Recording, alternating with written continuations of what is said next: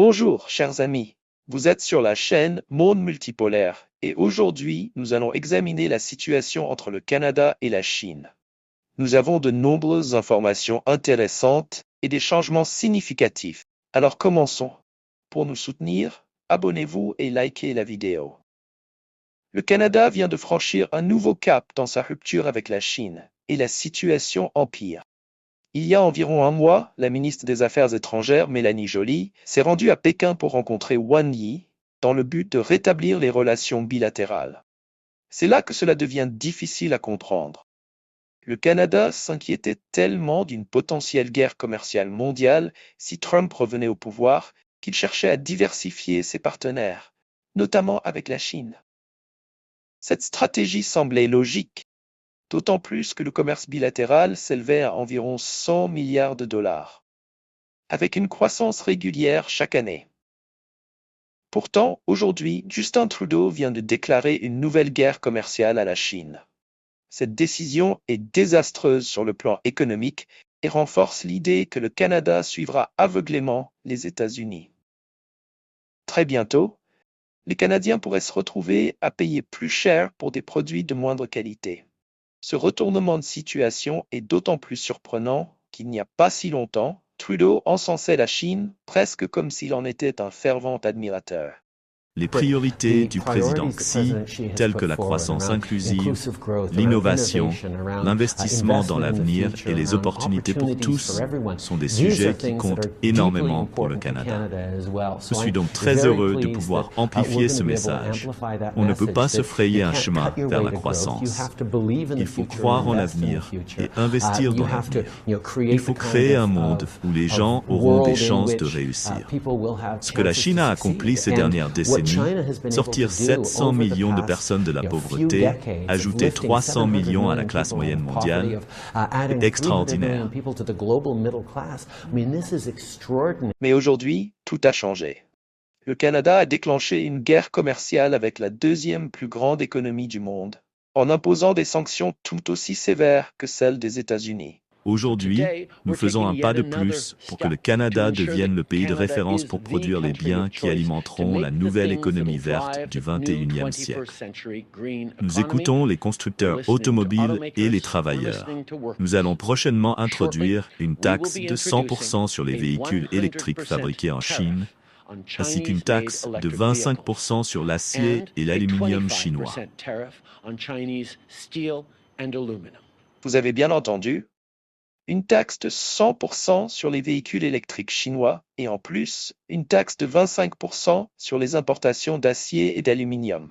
Cette mesure prendra effet dès le mois d'octobre. Si vous êtes Canadien et que vous envisagiez d'acheter un véhicule électrique de BYD, oubliez cette idée. Le marché nord-américain est désormais fermé aux véhicules électriques en provenance de Chine.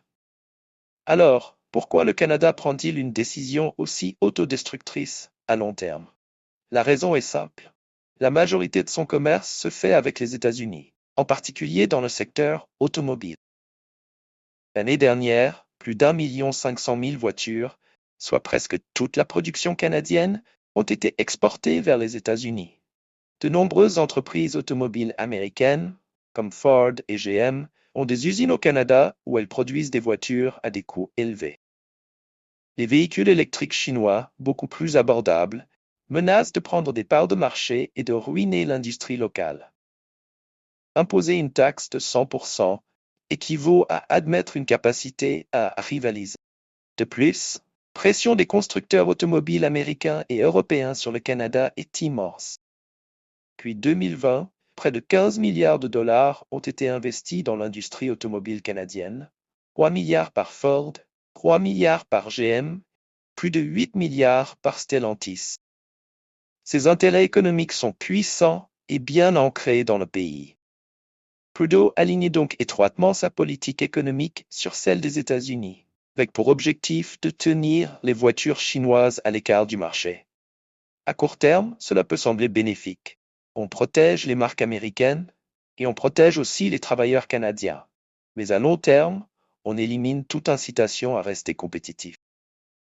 Le Canada risque de compromettre sa transition vers une économie verte.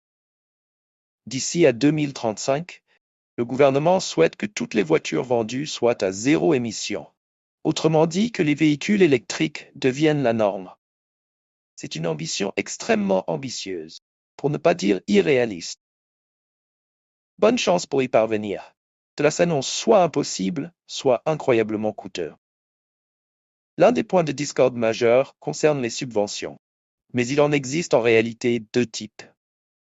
Le premier type est celui des subventions directes.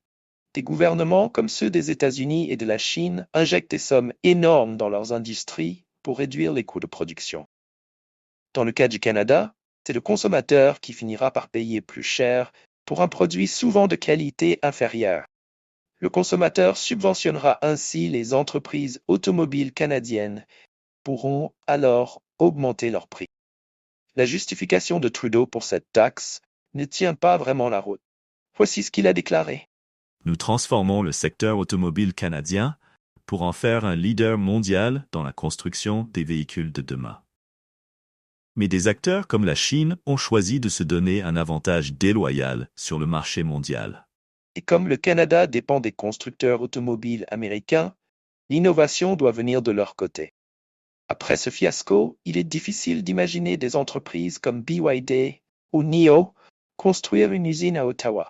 Créer un véhicule électrique de A à Z n'est pas une tâche simple. Cela implique de nombreux éléments en mouvement et nécessite des intrants bon marché, surtout en ce qui concerne les batteries. Les constructeurs automobiles américains n'y sont pas encore parvenus. En fait, ils sont en grande difficulté. Aujourd'hui, Ford abandonne son dernier modèle de véhicule électrique et cette annulation va coûter à l'entreprise 1,9 milliard de dollars. Tout cet argent gaspillé. Et la situation risque de se détériorer davantage. Les dépenses de Ford dans les véhicules électriques vont passer de 40% de leur capital à seulement 30%, ce qui signifie une baisse des investissements en recherche et développement dans ce domaine. Compter sur les constructeurs automobiles américains pour conduire l'innovation est probablement une très mauvaise idée. La Chine a déjà innové. Elle est devenue un leader mondial. La seule façon de réussir serait que le gouvernement injecte massivement de l'argent en Amérique du Nord, construire ses propres chaînes d'approvisionnement, partir de rien. Ils devront adopter la stratégie chinoise de subvention une fois de plus. Mais est-ce vraiment possible? Même avec d'importants investissements, gérer une chaîne d'approvisionnement coûte extrêmement cher. Ford réduit déjà ses plans pour une usine de batterie de 3,5 milliards de dollars au Michigan. Le problème, encore une fois, réside dans l'augmentation des coûts de main-d'œuvre. Et avec cette guerre commerciale qui s'intensifie, si la Chine restreint toutes les importations critiques, cela affectera les concurrents du G7. C'est pourquoi on peut se demander si initier une guerre commerciale avec la Chine n'est pas un acte profondément hypocrite de la part du Canada. Il est probable que la Chine ripostera en érigeant des barrières commerciales plus élevées pour bloquer les exportations canadiennes. Plus important encore, l'avenir des véhicules électriques en Amérique du Nord est sérieusement menacé. Cette histoire pourrait bien se terminer ici. Passons maintenant à notre prochain sujet, qui anticipe une autre menace de découplage, cette fois-ci dans l'industrie aéronautique. Il y a un an, les compagnies aériennes américaines avaient demandé au gouvernement des États-Unis d'interdire les vols chinois qui survolaient l'espace aérien russe en route vers ou depuis les États-Unis. Eh bien, cela n'a pas été accepté, et on comprend vite à quel point cette situation est désespérée. En raison de l'interdiction de survol de l'espace aérien russe, les transporteurs américains ainsi que les compagnies européennes ne peuvent tout simplement pas rivaliser avec leurs concurrents chinois. En lisant la lettre des compagnies aériennes adressée à Anthony Blinken, on trouve une longue liste de griefs. Elle tourne autour du fait que les compagnies aériennes américaines ont cessé de survoler la Russie depuis le début de 2022. Le reste de la lettre dénonce comment le gouvernement chinois favorise ses propres compagnies aériennes et met en danger plus de 300 000 travailleurs en raison des pratiques anticoncurrentielles de la Chine. Il est probable que les questions de subvention et de surcapacité seront de nouveau abordées tôt ou tard. Oui, la Russie a fermé son espace aérien aux États-Unis et à de nombreux autres pays occidentaux. Mais c'était en partie en réponse aux sanctions aériennes imposées par Biden à la Russie. Il a déclenché toute cette histoire. Écoutez cette déclaration. Nous allons cibler vos gains mal acquis, et ce soir, j'annonce que nous rejoindrons nos alliés pour fermer l'espace aérien américain à tous les vols russes, isolant davantage la Russie.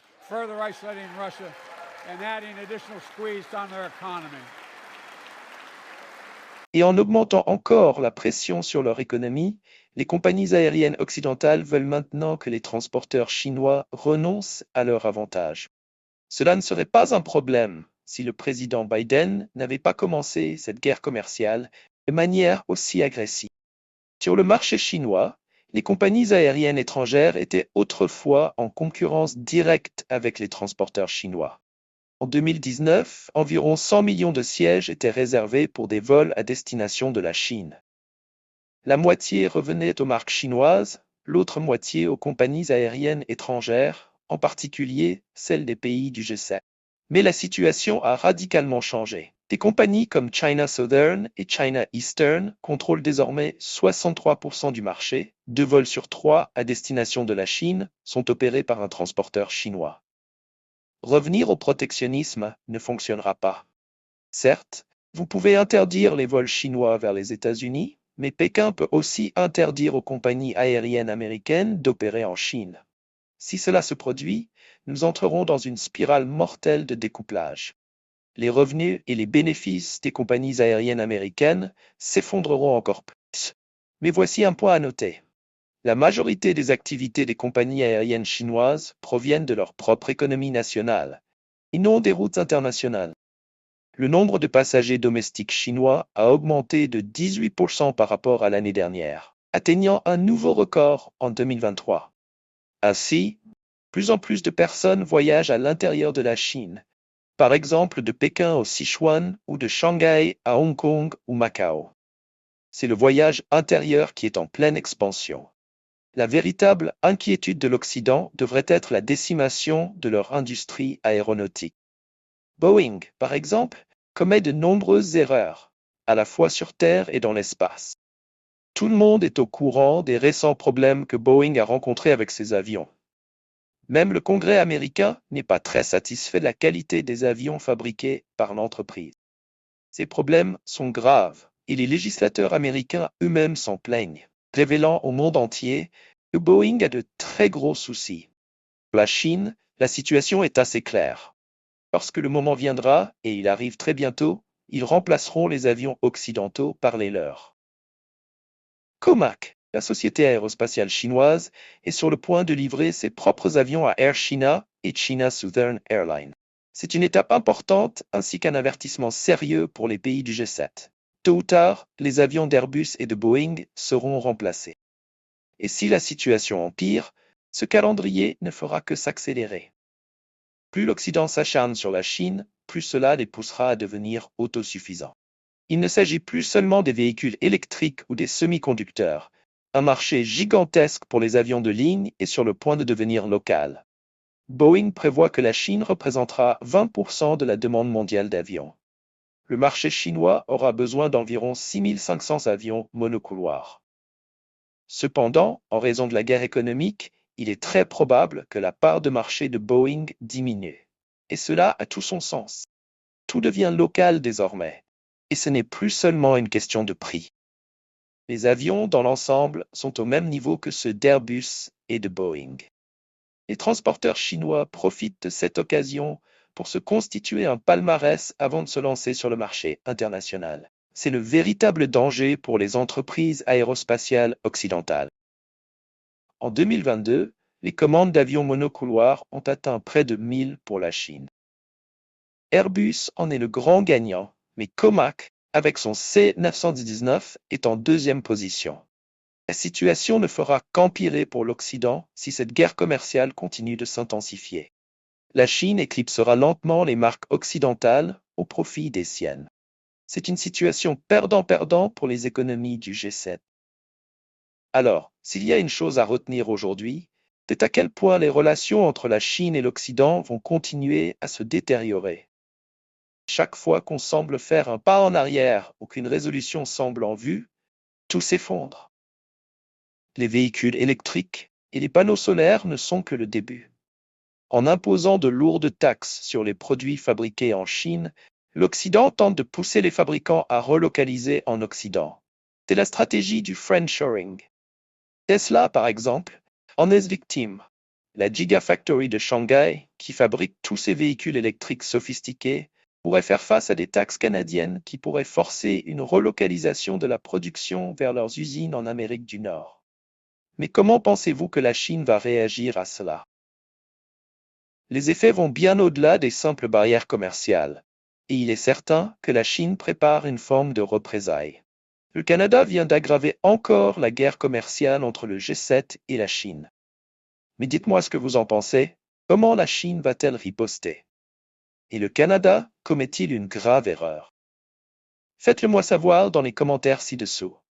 Restez en sécurité, n'oubliez pas de cliquer sur le bouton j'aime et de vous abonner.